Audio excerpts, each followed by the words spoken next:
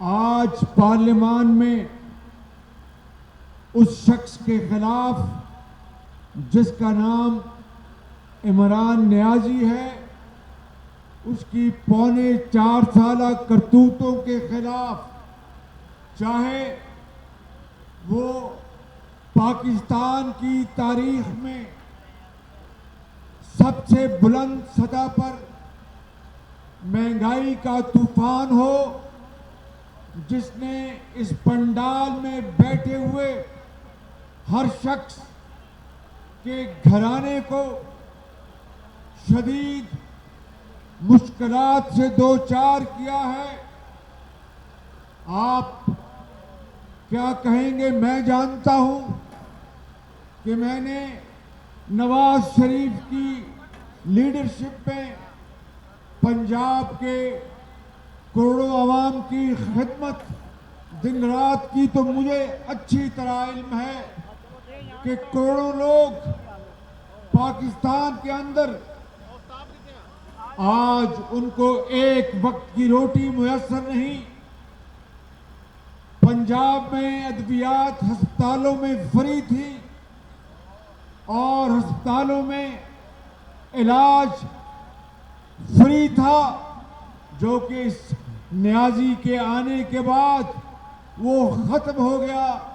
نہ دوائیاں فری ہیں، نہ علاج فری ہے، اور ماں باپ کے پاس اپنے غریب بچوں کی تعلیم کے پیسے نہیں ہیں۔ اگر کوئی کسی کی والدہ یا کمانے والا والد بیمار ہو جائے تو وہ علاج کے بغیر سزک کر جان دے دیتا ہے۔ اور یہ عمران نیازی ریاست مدینہ کی دن رات بات کرتے ہیں۔ میں ایک خطا کار آدمی ہوں، اللہ کا ماننے والا ہوں، ایک رسول کا ماننے والا ہوں، ہم سب ہیں، اور ایک قرآن کو ماننے والے ہیں۔ ہم جب ریاست مدینہ کا سوچتے ہیں تو پھر اس ریاست کا سوچتے ہیں کہ جب ایک بڑھیا کے گھر میں بچے کی رونے کی آواز آتی ہے تو خلیفہ وقت اپنے کاندھے پر گندم لاد کر ان کے گھر پہنچاتے ہیں۔ میرے بزرگوں، بھائیوں اور نوجوان ساتھیوں اور بہنوں، یہ عمران نیازی ریاست مدینہ کی بات کر کے تو اس ملک کے اندر اربوں خربوں جو کارٹلز ہیں ان کو کرپشن کا پورا موقع دیا۔ کبھی کوئی ریاست مدینہ میں یہ سوچ سکتا تھا؟ جب فارس فتح ہوا، حضرت مولانا اس کے اوپر بہتر روشنی ڈال سکتے ہیں کہ جب فارس فتح ہوا تو آپ خلیفہ وقت کے صاحبزادے بھی انہوں نے باقاعدہ تجارت کی اور تجارت میں وہاں سے مال خریدا، مگر خلیفہ وقت نے کہا کہ میرے پاس آؤ، تم نے کتنے درہم میں یہ سارا مال خریدا ہے؟ انہوں نے کہا کہ ابا جان میں نے اتنے ہزار یہ اتنے لاکھ درہموں میں خریدا۔ انہوں نے کہا نہیں، یہ اس کی قیمت نہیں ہے، اس کی قیمت کہیں زیادہ ہے۔ تمہیں انہوں نے خلیفہ وقت کے ناطے سستا مال بیچا ہے۔ آپ بیت المال میں اتنے لاکھ درہم جمع کرائیں اور یہ آپ کی اپنی پونجی ہے، یہ لے جائیں۔ مجھے بتائیں کہ عمران نیازی جو دن رات ریاست مدینہ کی بات کرتا ہے، اس نے پاکستان کی قوم کو کنگال کر دیا۔ اربوں خربوں کے اس غریب ملک کے جو وسائل وہ ضائع ہو گئے۔ پہلے چینی پہلے باہر بھجوائی اور اربوں روپے کی ان کو سبسڈی دی، پھر چینی واپس آئی اور 52 روپے جو نواز شریف کے دور میں قیمت تھی وہ 100 روپے پہ چلی گئی۔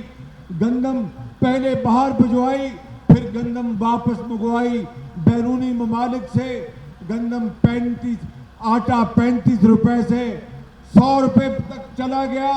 گھی آسمانوں سے باتیں کر رہا ہے۔ غریب کدھر جائے، غریب کے بچے کدھر جائیں؟ میں آپ کو یقین کے ساتھ کہہ سکتا ہوں کہ نواز شریف کے دور میں مہنگائی اپنے کم ترین سطح پہ تھی، اور پرسوں انہوں نے بلکہ کل یہاں پر بھاشن دیا خودداری کا، اور کہا کہ میری حکومت کو گرانے کے لیے بیرونی سازشیں ہو رہی ہیں۔ میں آپ سے پوچھتا ہوں، یہاں پر انصار کے یہاں پر عظیم یہاں پر مجاہد بیٹھے ہیں، میں آپ سے پوچھتا ہوں کہ کیا مہنگائی جو ہے یہ بین الاقوامی سازش کا نتیجہ ہے؟ کیا غربت جو ہے یہ بین الاقوامی سازش کا نتیجہ ہے؟ کیا اس ملک کے اندر ایک بیمار ماں کی علاج نہ ہونا کیا یہ بین الاقوامی سازش کا نتیجہ ہے؟ کیا آج غریب لوگوں کی جو جیبیں خالی کی گئی ہیں کیا یہ بین الاقوامی سازش کا نتیجہ ہے؟ اگر نتیجہ نہیں ہے بین الاقوامی سازش کا تو پھر یہ عمران نیازی کی نااہلی، یہ کرپشن اور بدترین بددیانتی کا نتیجہ ہے۔ 4.25 سال اس غریب قوم نے برداشت کیا، اور پھر پارلیمان میں ہم نے فیصلہ کیا کہ 22 کروڑ عوام کی جو خواہشات ہیں ان کا مطالبہ ہے۔ ہم نے یہ ووٹ آف نو کانفیڈنس یا عدم اعتماد کی تحریک 8 مارچ کو داخل کی۔ اس کے بعد اس کے اسپیکر نے غیر آئینی کام کیے اور اس کو طوالت دیتا رہا، اور پھر اپنی تقریروں میں عمران نیازی نے کتنی غلاظت کے ڈھیر پھینکے ہر طرف، اور پاکستان کے ماحول کو 4 سالوں میں زہر آلود کر دیا ہے۔ دن رات جھوٹ بولا، یو ٹرن مارا۔ کیا ریاست مدینہ میں کوئی اس طرح کی بات سوچ سکتا تھا؟ اور پھر جس طرح کے یہ خودداری کی باتیں کرتا ہے، خودداری سیکھنی ہے عمران نیازی تو نواز شریف سے سیکھو، جس نے ہندوستان کے 5 ایٹمی دھماکوں کے بدلے میں 6 ایٹمی دھماکے کیے۔ امریکہ کی 5 ارب ڈالر کی جو امداد تھی اس کو بڑی معذرت سے اس کو قبول کرنے سے انکار کر دیا۔ تمہاری طرح ایبسلوٹلی ناٹ کا نعرہ نہیں لگایا اور ڈرامہ نہیں کیا۔ نواز شریف نے انکساری کے ساتھ امریکہ کے صدر کو کہا کہ مجھے پیسے نہیں چاہیے، مجھے اپنی قوم کی عزت چاہیے، پاکستان کا وقار چاہیے۔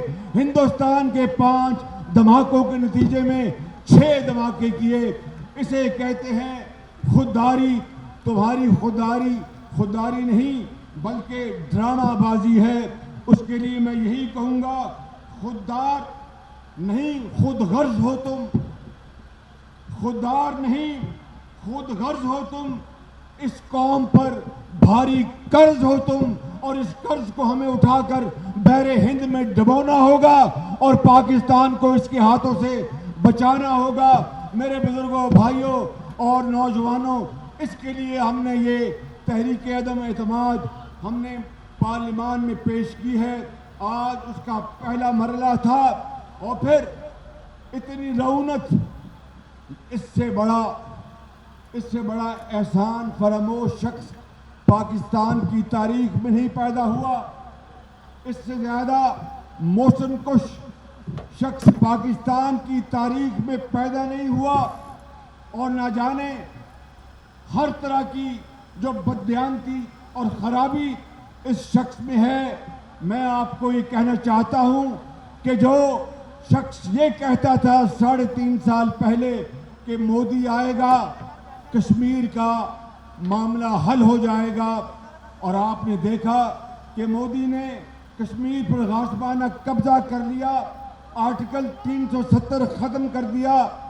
اور نواز شریف کے اس دور کو یاد کریں جب 1999 میں واجپئی لاہور آئے بس کے ذریعے، اور پھر مینار پاکستان گئے، اور وہاں پر کہا کہ جب پاکستان بنا تھا تو ہمارے دلوں پر بہت گھاؤ لگے تھے، لیکن آج میں مینار پاکستان کے سامنے پاکستان کو میں قبول کرتا ہوں، میں مانتا ہوں۔ یہ تھی خودداری، یہ تھی عظمت جس کو تم نے آج خاک میں ملا دیا ہے۔ پاکستان کی کروڑوں عوام کو غربت کے اندھیروں میں دھکیل دیا ہے. میرے بزرگوں، بھائیوں اور بہنوں، ہم نے یہ عزم اعتماد میں نے اپنی ذات کے لیے نہیں کیا، حضرت مولانا صاحب نے اپنی ذات کے لیے نہیں کیا. محمود خان اچکزئی صاحب نے بڑی عمدہ تقریر کی، آئین کی سپریمیسی کی، کوئی شک نہیں، قانون اور آئین کی حکمرانی کی. لیکن میں ایمانداری سے سمجھتا ہوں کہ قانون اور آئین کی حکمرانی یہ ساتھ ساتھ چلتی ہے.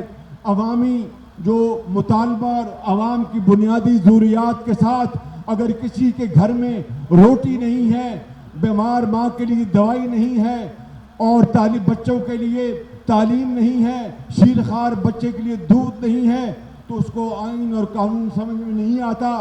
اس کو آئین اور قانون اسی وقت سمجھ میں آتا ہے کہ جب اس کے گھر میں دانے ہوتے ہیں. جس کے گھر میں دانے ہو اس کے کملے بھی سیانے ہوتے ہیں. یہ ایک بنیادی حقیقت ہے، اس کو جھٹلایا نہیں جا سکتا.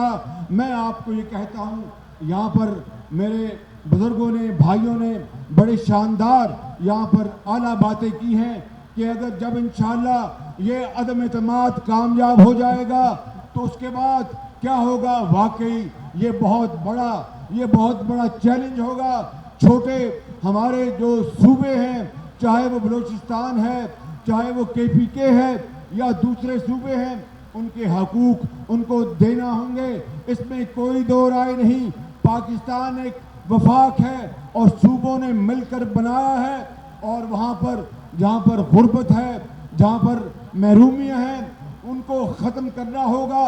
راتوں رات ختم نہیں ہو سکتی، وقت لگے گا، لیکن خلوص دل کے ساتھ اور نیت کے ساتھ اگر ہم کمر بستہ ہو جائیں تو میرا ایمان ہے کہ ہم پاکستان کی قسمت بدل سکتے ہیں اور پاکستان کو اس کا کھویا ہوا مقام دلا سکتے ہیں. اقوام عالم میں پاکستان کا جھنڈا بلند کر سکتے ہیں. مگر وہ کس طرح ہوگا؟ وہ باتوں سے نہیں ہوگا، وہ محنت سے ہوگا، مسلسل محنت سے ہوگا، پسینہ بہانا ہوگا اور دن رات کام کرنا ہوگا اور لوگوں کی خدمت کرنی ہوگی. وہ کس طرح ہوگا میرے بزرگوں، بھائیوں؟ وہ اس طرح ہوگا کہ ہو صداقت کے لیے جس دل میں مرنے کی طرف پہلے اپنے ہو صداقت میں جس دل میں مرنے کی طرف پہلے اپنے پیکرے خاکی میں جان پیدا کرے، اور خاکستر سے ہو صداقت کی جس دل میں مرنے کی طرف پہلے اپنے پیکرے خاکی میں جان پیدا کرے، پھونک ڈالے یہ زمین و آسمان مستعار، یہ ادھار کا یہ زمین اور آسمان، اس کو پہلے پھونک ڈالو، اس کو سوا بناؤ، پھر اپنی دنیا آپ بناؤ. پھونک ڈالے یہ زمین آسمان و مستعار اور خاکستر سے آپ اپنا جہاں پیدا کرے.